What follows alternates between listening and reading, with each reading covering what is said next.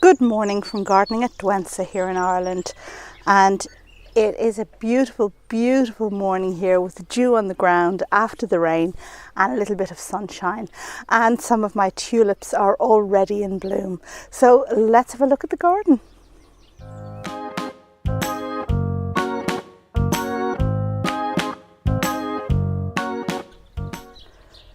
Well, I guess a good place to start the tour, as we often do, is at this little path and just take a walk through here and have a look at some of the woodlandsy things.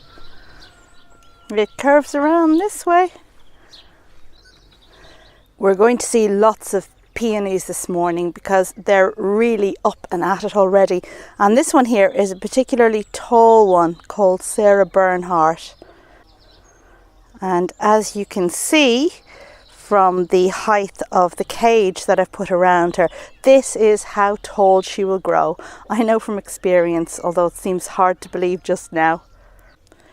On this side with Mr. Owl, we also have another Sarah Bernhardt, and you can see her there. She's got a roundy support, and that is also going to be equally tall as the other one. But kind of dappled shade going on here. And last year I did think I was going to have to move the peonies, because peonies do need light, and I thought I was going to have to move Sarah Bernhardt, that she doesn't get any light anymore. But she flowered beautifully, so I think I've another few years for her in this position.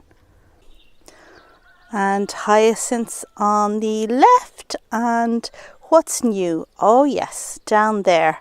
The Erythroniums down there, they're new. And Erythroniums are a most elegant woodland plant from North America that does well in an Irish environment. You just need to make sure it has dappled shade and moisture. And my Trillium is now in flower, and that's what the flowers look like. Really, really gorgeous things. I guess this is kind of the North American section, because Trilliums also come from that section of the woods, or from that part of the world. And also the sanguinaria I have directly in front are from Canada. So yeah. And directly behind the Trilliums, on the other side of the bed, we can see the first of the tulips in flower. But let's not get ahead of ourselves. I don't want to give you too many spoilers. We're going to go around and have a look at those in good time. Over here we have my most advanced peony, and this of course is a tree peony, and it has big, big juicy buds. Can't wait for that to flower.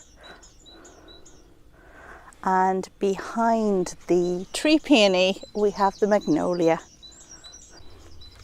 Now the Magnolia is looking good from a distance, but when you go right close in you can see what happened. And we had 2 or 3 nights of quite heavy frost, and unfortunately it burnt all of my magnolias, so all of the petal tips are now brown. And over here we of course have the hyacinths that we have looked at so many other times. Still looking good, still pumping out their beautiful scent, but I fear we're not going to have them for very much longer. And this is the wonderful thing about having a larger garden. You can afford to have some areas that are just dedicated to spring flowering things, like I do here. And when they finish, well, you know, they finish, and we won't look so much at these borders as garden tours go on in the summer. We look at different borders that are built for early summer and midsummer and late summer. We have peonies coming up strong and fast here as well, and a second one there, and a little wimpy one over here that really does need a stake. So leaving behind the hyacinth, oh goodness, I have to show you where I planted some of my new primroses. Yeah, I'll do that in a minute. But just giving you a little pan over here past some trees, and you can see that the greenhouse is there in the background. And do you see the tulips? But before we go over there, I just have to show you very quickly where I have planted some of the new primroses I bought from Barnhaven, and you will have seen me unboxing very recently. And I do like swathes of primroses that are all the one colour. However, I have bought a variety and no two are the same, and that's fine because I'm going to allow them to bulk up over time, and then I will divide them, and then I will decide where their permanent home in the garden is. But for the moment, 5 of these primroses have been planted in here at the base of this tree because it's a good position, because it needs something, and where I can keep an eye on them and see how they do. And just to bear in mind that not all primroses will do really well in everyone's garden, so you need to choose the varieties that are vigorous for you and that you really like the look of, and that's what I'm doing here. Okay, let's go and have a look at those tulips over there in front of the greenhouse. So I planted mostly Purissima, which is a Fosteriana tulip here in this border. And that's the white one that you see there. And I, of course, only planted tulips that will come back this year. And if you're in any doubt about which tulips those are, then please take a look at the video I made about making tulips come back, ensuring that your tulips come back, because there are a lot of different varieties out there. All of them absolutely gorgeous, all of them absolutely enticing, but only some will come back. And dotted in here among the white tulips are the odd red and yellow and orange ones. And these are varieties that don't come back. They get fewer and fewer over time until eventually you're left with none. But while they still persist a little bit, my goodness, if you knew how many I originally planted in this border, I think probably 1,000 in this border, and this is what I have left over time, but they're still welcome. This grass is looking really quite attractive in the morning light. It has a very rude name though. And before I forget, somebody asked for an update on the Clematis that I planted last year. As you recall, I planted 3 Clematis, and one of them is this one here.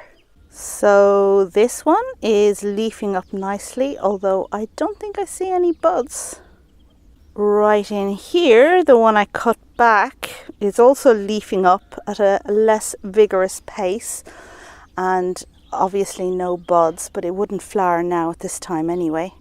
But if we travel around to the back of the tree stump, we have the 3rd Clematis, and this one gets the prize because not only is it growing back with new leaves, but I see lots and lots of buds.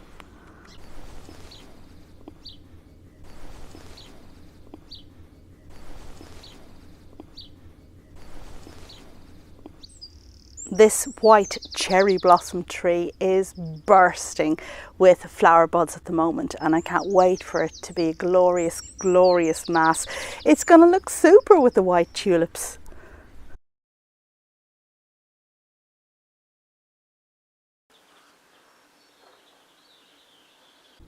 Okay, so leaving behind the tree stump and just briefly travelling across the border here at the greenhouse, Melanosolenum looking great there. Oop, do you see my wedding cake tree over there in the far distance? But what we're going to do now is head on down here. And down here we have a few more of the white tulips, together with that glorious little double yellow primrose that is doing so well for me.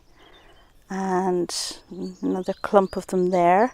But oh yes, somebody asked me about the alliums. Let's take a look at those. And here are a couple of my alliums. The others I planted in here among the alstroemeria. You're going to have to look hard if you want to see them. But over here, where the alstroemeria is, well, it's less advanced, it was just newly planted, you can see the alliums better. And here at the front, there's another allium, but you see that hole there? Unfortunately, my cat Katsuki just likes to dig right there. Oh, do you see those pellets there on the ground? That is chicken manure pellets, which I've recently put on the garden to fertilise it and just give the soil a boost. When it rains, they'll dissolve right in. And over here, just beyond the table, we have another border here with lots and lots of tulips in it. and foxgloves. Can you see the foxgloves? Okay, so these are called Pam's Choice, and they are a beautiful white foxglove that I've grown from seed, and I will be making a separate video about this when they come into flower for a particular reason that you'll find out when you see the video. The tulips here are a different variety. These are called Bagnaluca, and they're a Darwin hybrid, also one that comes back. But as you can see, they're a little bit behind the others in terms of opening. So I mentioned how the Magnolia had been burnt by the frost, but there have been other casualties too. And by casualty, I don't mean that the plant is dead and it won't come back. I just mean it's had a setback. And one of them is this Persicaria here, who is now completely withered from the frost. A few primroses continuing to look good as we pass down this border. And above them, the fern that my cat loves to poke at. She really does. And this is a beautiful fern that's really getting going now, looking gorgeous in the sunlight. It's in a position of dappled shade, and underneath there can we see the fronds unfurling a bit. And I've seen Katsuki go for these fronds.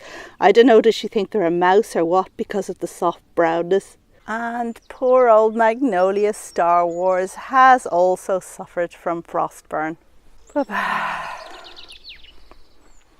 Okay, so that was Magnolia Star Wars, and we have travelled from up there on the left, and now we're going to have a look at the border just on the right.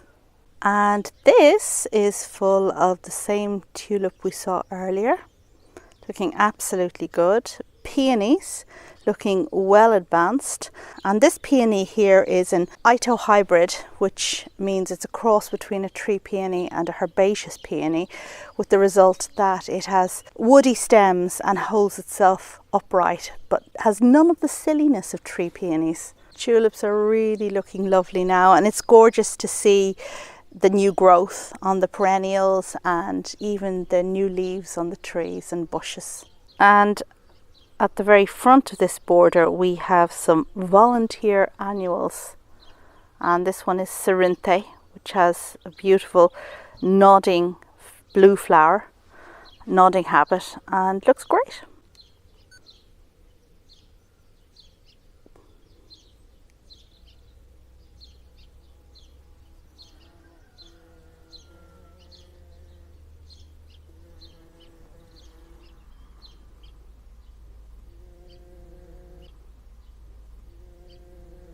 And down here, this will lead us to the rest of the garden, which we will leave for another day because it's not really of spring interest. I hope you enjoyed this video, this kind of little spring update. And if there's any questions about certain plants, jot them down below. Also, if there's something you would have liked me to include that I didn't include, then mention it and I'll do so in the next video. Thank you as always for watching, and bye for now.